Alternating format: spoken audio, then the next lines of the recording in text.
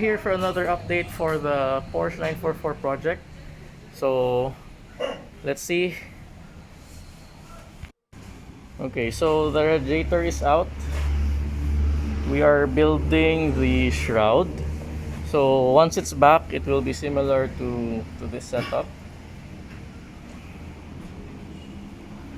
And as mentioned in the last video, the rear end is already being mounted slowly.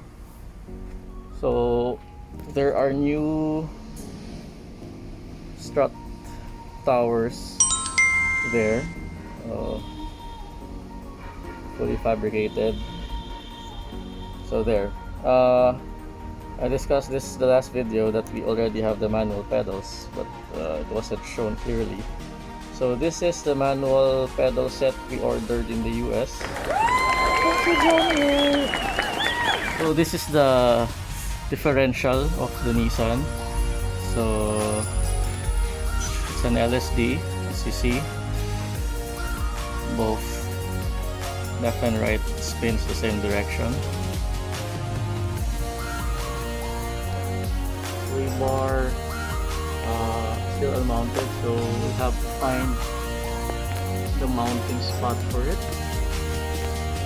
There, it's the intercooler. We already ordered a new one. We're just waiting for it to arrive. So during the weekend, or sorry, during the week, there was a really strong storm, and that slowed down the progress. So a lot of cars were actually submerged, and luckily the shop didn't go down. So yeah, we're lucky. So let's take a closer look at the rear setup. So the rear brakes with a 5x114 hub, and it's mounted to this one. So we fabricated the mounting point. That's very thick steel, and then we opened up this part for the strut and shock.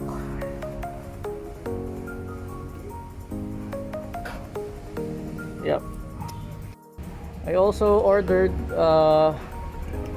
wiper delete kit, so hopefully it will clean up the glass. I don't think I need to use a wiper anyway. I was told that because of the new rear end, we'll have to fabricate a fuel tank, because the old fuel tank won't fit anymore.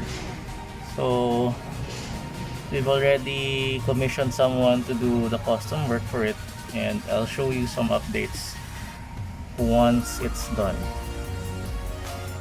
Here's a closer look at the modified radiator frame.